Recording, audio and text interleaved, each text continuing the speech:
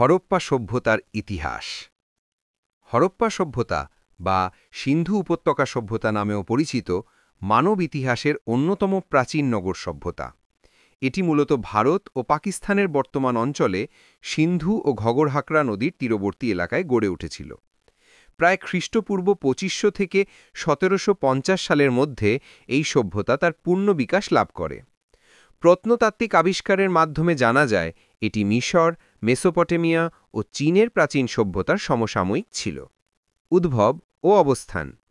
হরপ্পা সভ্যতার প্রথম নিদর্শন আবিষ্কৃত হয় ১৯২১ সালে পাকিস্তানের পাঞ্জাব প্রদেশে হরপ্পা গ্রামে এবং ১৯২২ সালে সিন্ধু প্রদেশে মোহেনজোদারো নামক স্থানে দ্বিতীয় গুরুত্বপূর্ণ কেন্দ্রটি আবিষ্কৃত হয়।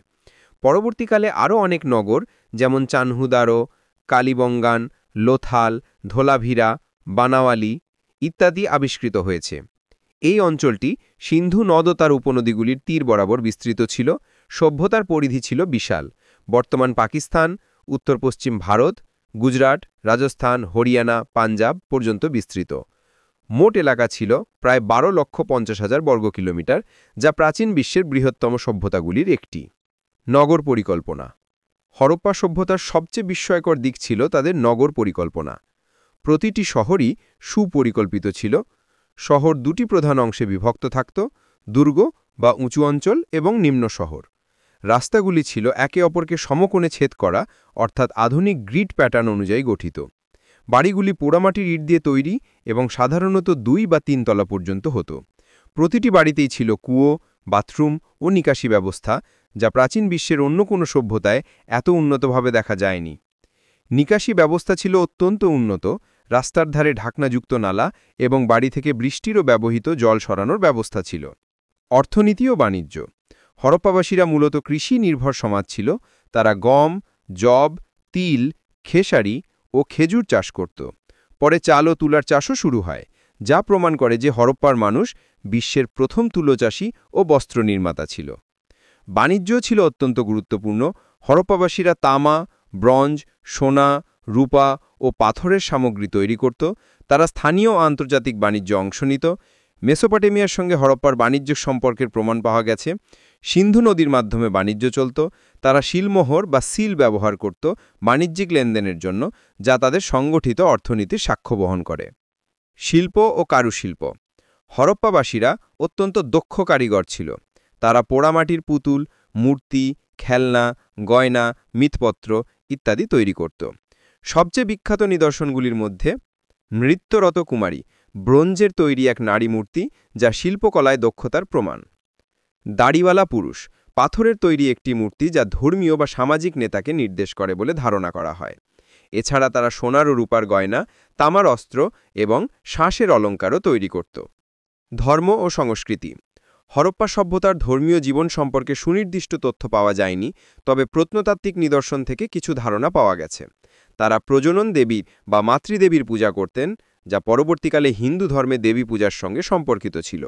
পশু পূজাও প্রচলিত ছিল, বিশেষ করে ষাঁড়, হাতি, বাঘ, ইউনিকর্ন আকৃতির প্রাণী প্রভৃতি।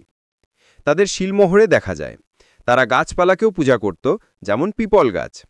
মৃতদের সমাধি দেওয়া হতো। কেউ কেউকে দাহ করা হতো না, বরং সমাধি দেওয়া হতো। ভাষা ও লিপি।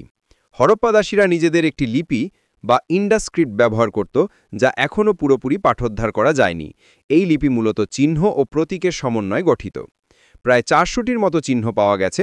অনেক ইতিহাসবিদ মনে করেন এটি কোনো ধরনের চিত্রলিপি বা পিক্টোগ্রাফিক স্ক্রিপ্ট ছিল। লিপি পাঠোদ্ধার না হওয়ায় তাদের রাজনৈতিক কাঠামো, ধর্মীয় বিশ্বাস ও ভাষা সম্পর্কে বিস্তারিত জানা যায় না।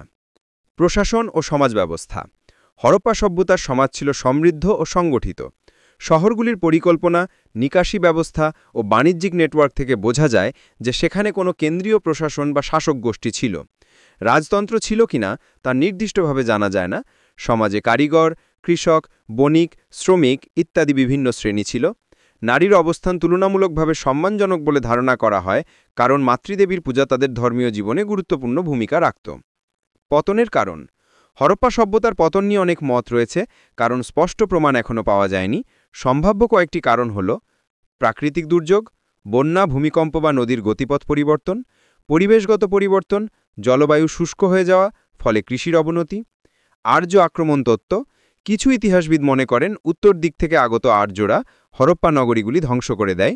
বাণিজ্যের পতন, নদীপথ নষ্ট হওয়ায় বিদেশি বাণিজ্য বন্ধ হয়ে যায়। সম্ভবত একাধিক কারণ একত্রে কাজ করায় সভ্যতাটি ধীরে ধীরে বিলুপ্ত হয়ে যায়। হরপ্পা সভ্যতার গুরুত্ব অপরিসীম। এটি ভারতীয় উপমহাদেশের ইতিহাসে প্রথম নগর সভ্যতার সূচনা নির্দেশ করে। এটি প্রমাণ করে যে প্রায় ৪,৫০০ বছর আগেও দক্ষিণ এশিয়ায় উন্নত নগর পরিকল্পনা, বাণিজ্য ও সামাজিক সংগঠন গড়ে উঠেছিল। এই সভ্যতার ধারণা পরবর্তী আর্য সমাজ, হিন্দু ধর্ম ও ভারতীয় সংস্কৃতির বিকাশে প্রভাব ফেলেছিল।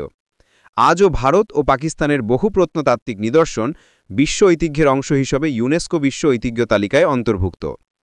হরপ্পা সভ্যতা শুধু প্রাচীন ভারতের ইতিহাস নয়, সমগ্র মানবজাতির সভ্যতার ইতিহাসে একটি গুরুত্বপূর্ণ ভিত্তি, যা আধুনিক নগর জীবনের প্রথম উদাহরণ হিসেবে বিবেচিত হয়।